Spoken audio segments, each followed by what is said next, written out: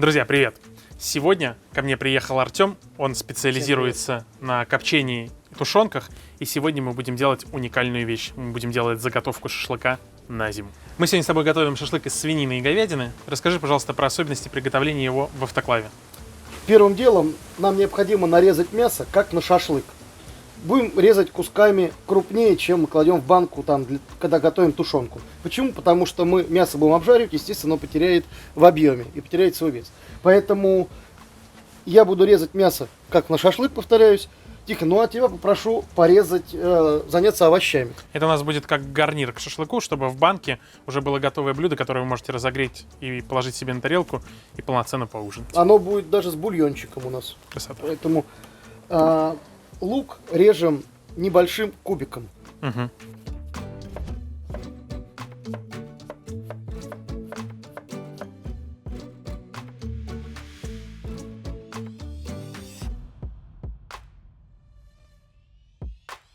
Вот приблизительно такие кусочки мы будем нарезать наше мясо.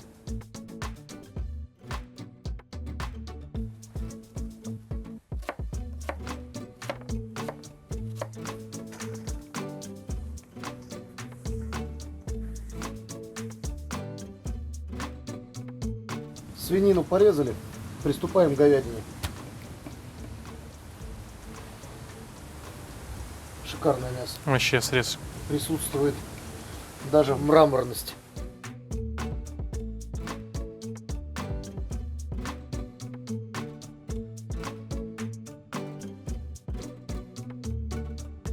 Мясо я нарезал. Я думаю, приступлю. А нам нужно картофель. солить мясо, мариновать его предварительно? Мы ничего не солим. Дальше у нас что идет? Я начну резать картофель. Картофель буду резать небольшим кубиком, средним. Мельчить сильно не будем, чтобы чувствовать структуру и чтобы, естественно, картофель не разварился. Не получилось пюре. Конечно. Чтобы прям вот чувствовать отдельно каждый ингредиент. Я буду разрезать картофель напополам. Далее еще раз пополам. И вот такого формата кубиками буду нарезать. Но если вот совсем большие, естественно, еще на две части.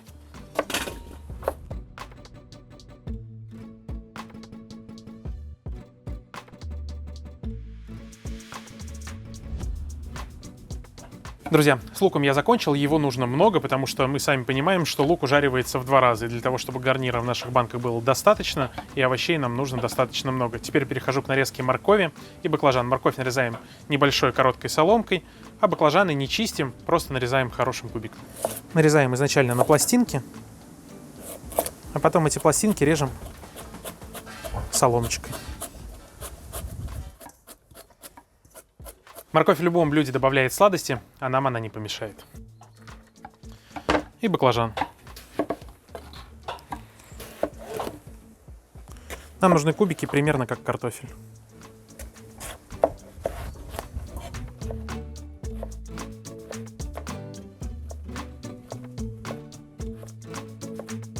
Ну что, друзья, у нас все готово для того, чтобы переходить к этапу приготовления.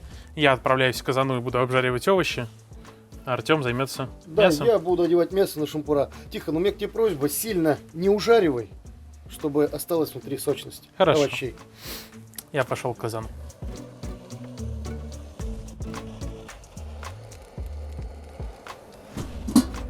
Наливаем растительное масло. Пускай масло хорошенько разогреется, и после этого будем обжаривать репчатый лук.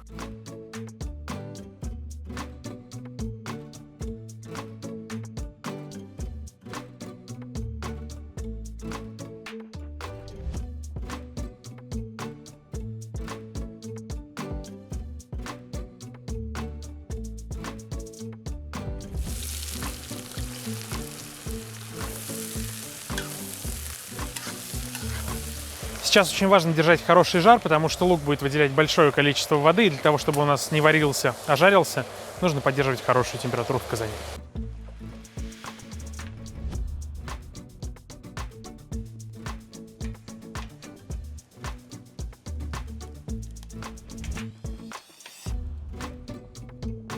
Буквально 3-4 минутки мы запечатаем наше мясо и убираем его с огня.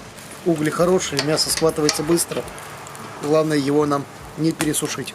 Так, мясо наше поджарилось, запечаталось.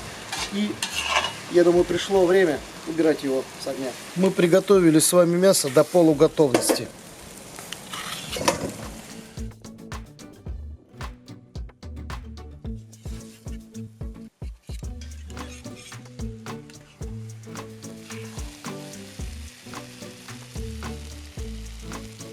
Ну что, друзья, Артем меня опережает с мясом, а у меня второй этап. Забрасываем морковь.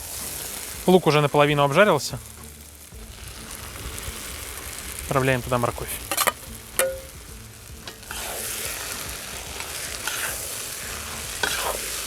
И как только морковь будет тоже на половине готовности, мы забросим баклажаны.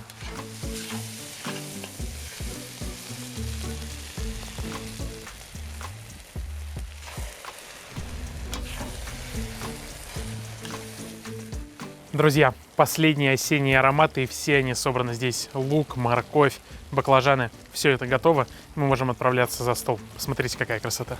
Посоревнуются с шашлыком во вкусе. Так, ну что, у нас с тобой все готово. Рассказывай, что нам нужно делать дальше.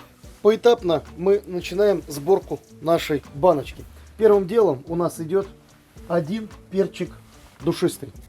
Кидаем его в баночку. Также возьмем пару перчиков черных горошком. Лавровый лист мы используем, если он большой, используем половину или даже треть. В противном случае он даст горечь. Мы же хотим вкусно. Горечь нам не нужна. Итак, добавляем ровно 100 грамм мяса. Свинину и говядину. У нас Глаз алмаз. 100 грамм, отлично. Возьмем ложечку и немного придавим мясо, чтобы оно не занимало полезный объем. Следующим ингредиентом у нас идет картофель. И мы его добавляем тоже 100 грамм. Ровно 100 грамм поместилось в нашу баночку. Далее следует примять. Теперь следует пережарка наших овощей. Мы добавлять ее будем ровно 200 грамм. Аромат от овощей просто непередаваемый. После того, как кладем каждую ложечку нашей пережарки, обязательно приминаем. А когда соль? А вот после того, как мы добавим уже пережарку, мы добавляем соль. 200 грамм на месте. Как у тебя все просчитано. Только так. Мелочей у нас нет. Опыт. И следующим очень важным ингредиентом мы с вами добавляем соль. Друзья мои, учтите, мы добавляем 1% от веса нашей массы. То есть 4 грамма мы добавляем, я заранее уже отмерил. И финальным ингредиентом у нас идет вода. Мы ее доливаем по плечике. Вот так вот.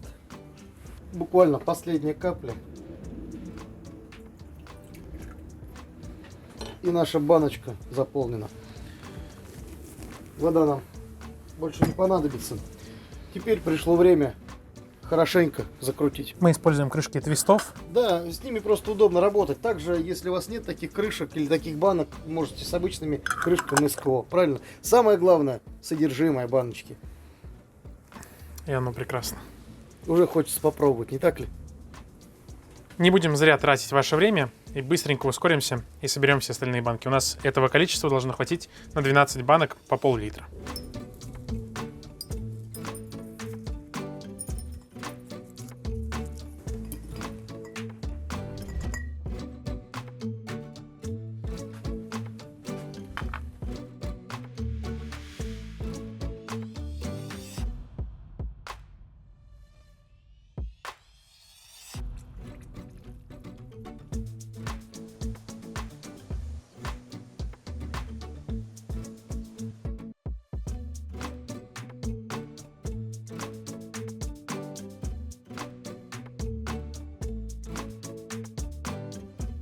Ну что, друзья, наш шашлык в банках практически готов. Какие наши дальнейшие действия? Все, ну банки мы наполнили. Теперь мы их берем, погружаем в автоклав и начинаем процесс стерилизации. Идем к автоклаву? Пойдем.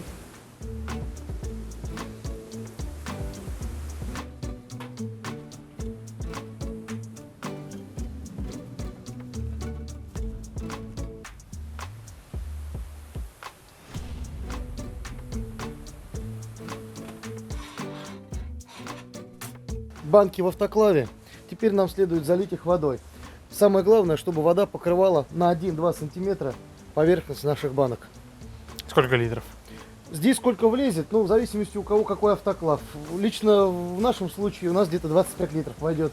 В вашем случае, друзья мои, самое главное, чтобы покрывало банки на 1-2 сантиметра. Заливаем. А там хоть сколько. Все, Тихон, достаточно воды. Самое главное, перед началом работы проверить аварийный клапан. Щелкает, значит работает. И затягиваем нашу крышку. Сначала наживляем. И теперь затягиваем крест-накрест для того, чтобы не было перекоса крышки. Крышку затянули. И теперь приступаем к процессу стерилизации автоклавирования. Готовить наше это вкуснейшее блюдо мы будем при температуре 115 градусов на протяжении 40 минут. Итак, запускаем наш аппарат. А нам остаются только вот эти томительные часы и минуты ожидания.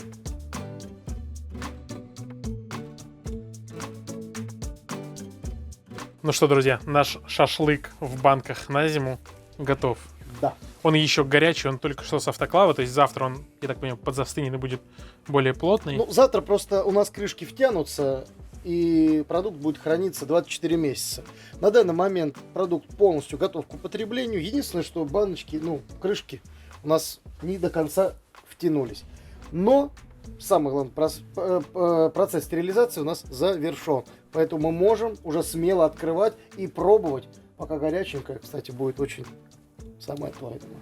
Очень кстати. Поэтому не будем терять времени. Да. И открываем по баночке. Угощай. Да. Теперь я возьму. Опа. Сразу аромат. Сразу аромат. Я прям... А, красотища. Пахнет очень вкусно. Пахнет просто волшебно, я бы сказал. Ну что, Тихон, Давай. я прям беру и переворачиваю всю баночку в тарелочку. Прям бульончик. И вот они, кусочки нашего шашлыка. О, у него даже корочка сохранилась, видишь, с костра. Да. Мясо растомилось.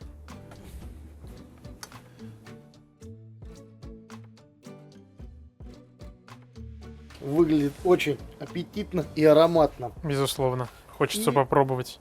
Но есть маленький нюанс. Душевный самогон. Душевный самогон собственного изготовления.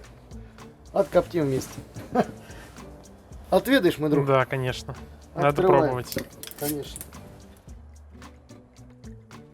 Ну что, Предоставим Чтобы- слово старшим. чтобы шашлыки у нас на столе были круглый год. Да.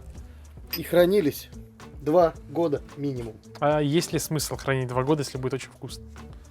Ну это так, на перспективу. Мало ли. Затерялась у вас где-то баночка. Открыли и порадовали себя в любой момент настоящим шашлыком да с овощами. Будьте здоровы, друзья. Не болейте.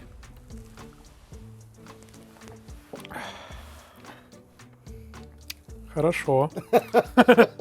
Горячо. Знатно. Надо бульончик вначале. Обязательно. Он очень кайфовый. Да. Знаете, это может показаться как шурпа, но это намного более насыщенно за счет того, что мясо было обжарено на костре, за счет зажарки из овощей. Баклажаны, я думаю, тоже тут сыграли. Но, разумеется, Немалую они дали роль. свою однозначно свой вкус дали. Посмотрите, какое мясо. Ну, просто великолепное. Друзья, надеюсь, вам все понравилось. Обязательно приходите к Артему на канал Коптим вместе. Подписывайтесь, ставьте нам лайки, нажимайте колокольчики, пишите свое мнение. И, разумеется, готовьте такой замечательный шашлык. Кстати, мы хотели сказать, что если нет возможности использовать автоклав, это не причина отказываться от шашлыка на зиму. В интернете достаточно большое количество способов, как можно законсервировать банки в духовке или при помощи кастрюли и тряпки. Посмотрите, обязательно готовьте, делайте, пока еще не поздно. Можно еще съездить на дачу Да. и запастись. Немножечко запечатать мясо, зажарить овощи, все в баночку, в духовку и всю зиму кайфуем. До скорых встреч. Пока, Пока-пока. друзья.